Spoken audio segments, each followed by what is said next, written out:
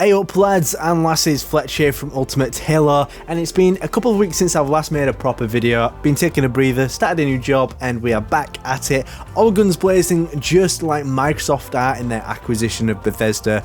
I'm a little bit behind, but that was seriously some cool stuff and I can't wait to see what's in the pipeline. So this company here, they've taken a lot of flack over the years and I still respect them tremendously. They put in a lot of hard work and passion into Halo, and don't get me wrong, sometimes they don't get things right, and we've made videos about that in the past. You can see all kinds of stuff like that on this channel, but it's all constructive.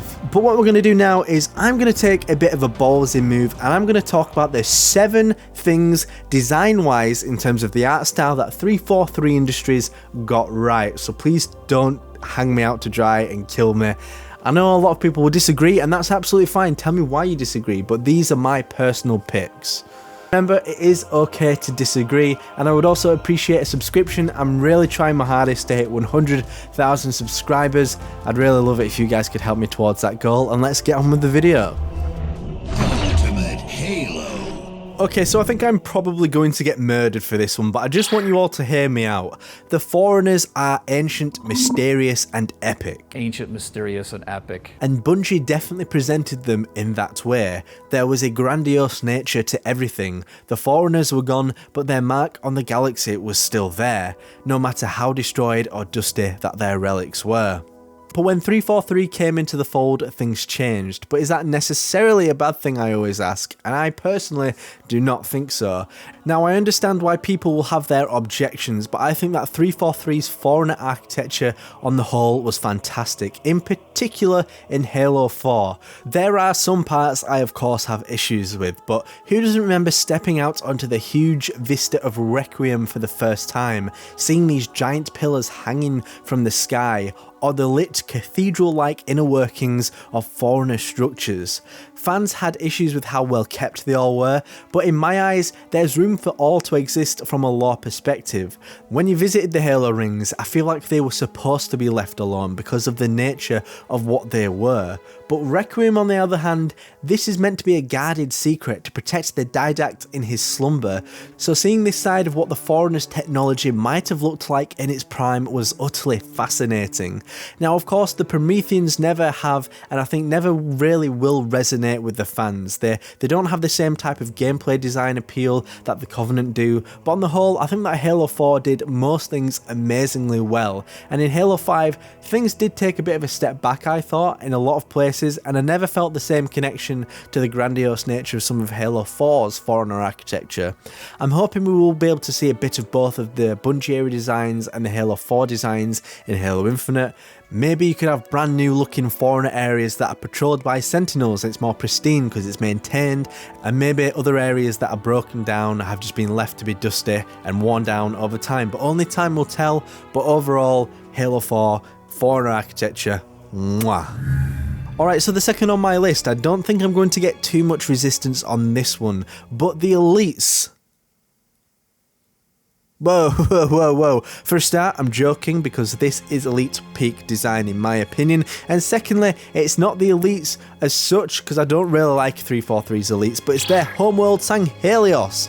Yes, you thought I was going to do you dirty, but not to worry because I think that Halo 5's Sanghelios is almost perfect. It's almost how I thought it'd be. It'd be dry, dusty, with primitive buildings passed down through generations to their extremely unique modern architecture you see contrasting it.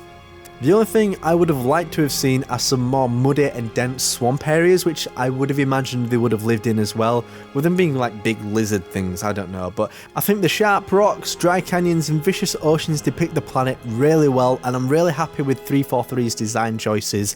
It's a planet that I hope we get to see a lot more of in the future because lore-wise there could be so much to do, especially with the state of affairs on the planet. There's still ongoing battles on Sanghelios, even when Oni are sticking their nose in, so it would be the perfect chance to do some more exploring on the homeworld of the Sangheli. Alright you lot, no messing around on this one. Chief looks thick, but I'm here for it. Straight up, Chief in Halo Infinite is probably my favourite Master Chief design ever. No questions asked. There's been a lot of debates over the years about how Chief should look, I personally really did like Halo 4 and 5 Chief, but I definitely preferred the Bungie era. Now that 343 have gone down the road of the spiritual reboot, we now know that 343 have gone for the best of both worlds approach. Chief now takes a mixture of design elements from classic Halo 2 and 3 and Halo 4. There's a mixture of elements, and honestly I love him, and what I find most fascinating about the new look is that Chief looks very expressive in so many different ways from so many different angles. For example, one pose he might look stoic and the other he might look angry, and whilst I appreciate other versions of his armour do this, I would argue never to the same extent. It's also great seeing him stood against normal humans again too, because he just towers over them. He's an absolute unit. Alright, listen up you lot, because there's a very good reason why I said to you Chief looks the best in Halo Infinite first, because I'm going to slightly, but not entirely contradict myself here, and that is blue team in Halo 5, in my humble opinion, looks excellent. Of course, it's not the best version of Chief, but as a squad on the whole they look awesome. It's always how I envisioned them from a design perspective, and when you look at the Halo Shadows of Reach cover art, it just gets even better. The combination of their designs that 343 did for Halo 5 and the Halo Infinite art style is just amazing. I'm definitely loving how they look, and all their distinct styles play into how you think they should play as characters. For example, Linda looks like a sniper, Kelly looks like she should be blasting her way through with a shotgun, and Fred, to be honest, well, Fred looks pretty damn chill. These are a group I hope that are in Halo Infinite, but maybe not in the same way they were in Halo 5. I like Chief on his own, and I think maybe we could have some side missions with them or something. I don't know, because their story definitely deserves more screen time, and please just bring them back. Why not? Bring them back.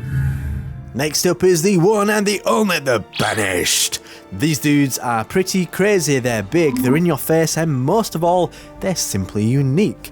Halo needed an enemy type to switch things up for a long time, and as soon as Halo Wars started to show us what it had to offer, I was absolutely on board. The thing is, with the Banished, their design matches their personalities. With the Storm Covenant, you couldn't really tell what their personality was as a collective, and their design language was just a cheaper Covenant. And I don't mean cheap as in 343 knocked off the design, it was like they literally were a cheap Covenant. They weren't as strong, or as big, or majestic, whereas the Covenant had Holy Charity high tech, and my god, that thing was nuts. So it's the hard edges, the raw materials, and the brash nature of the Banished that make them a great enemy to fight. With that said, I was more referring to Halo Wars 2 here. On the whole, I do like Halo Infinite's versions of them, but from what we've seen so far in the game, there are some missed opportunities, and I appreciate that all things Banished have not been seen, but the brute armor and the ships just don't look that great if I'm honest, and hopefully 343 can take on board some of the feedback that the community has provided, but time will tell. Hey up, don't worry you lot, we're almost there, because the next choice on this list might sound a bit dumb and boring, but I think 343's forests are incredible. Yes, I said forests, okay, but the ones they achieved on the Xbox 360, some of them are incredible. So in Halo 4, you land on Requiem. The first thing you do is you follow the Didax Cryptum to help Infinity in the forest, and you see yourself in this jaw-droppingly detailed forest, and it's nuts. Now Bungie did have some great forests, I'm not saying one's better or worse, but I'm just saying Arrival on Halo 3 wasn't as dense, and there wasn't as much foliage, but it was still incredible for the time. It was a launch, well, not a launch title, but it came out early on the 360, and I don't know how 343 pulled this off on the exact same console. Now in Halo 5, Genesis was a bit of a step back, and I think the colour palette wasn't as vibrant, everything was a bit muggy, so I think they fell short in that game, but damn, Halo 4 just hit it right. I normally say that in Halo there should be a formula of missions to keep variety, such as desert missions, forest, ice. It's a very cliche formula in games, but if you look at Zelda, Forza, and pretty much any other games and how it works, they all do that. So hopefully 343 might be able to incorporate that in some degree in Halo Infinite. Alright, you made it, well done. We're getting to the end, and we're ending on a weird one, because 343 and Bungie both took different approaches with this, but they both still made beautiful choices. The Skybox in 343's Halo games are fantastic, in particular in Halo 4. Now I love Bungie's Skyboxes. Halo Reaches were incredible as well, they did some of the best in the franchise, but in particular Halo 4 was incredible. In the background you can see footage just from Halo 4's multiplayer maps alone. I did quite a long time ago to show off how beautiful the multiplayer skyboxes were. They are just stellar. There's something bold and beautiful about all of them, and one thing I really liked about it was the colours. They popped, they were in your face, everything was vibrant and juxtaposed against each other. 343 knocked this one out of the park, and whilst Halo 5 didn't do it as well in a lot of ways, even though they did a lot of 3D geometry in the skyboxes, which is a very good change, Halo 4's were great. But Halo 5 still did some really great ones as well. All in all, 343 don't get everything right, but what studio does? But the things they did do, I love.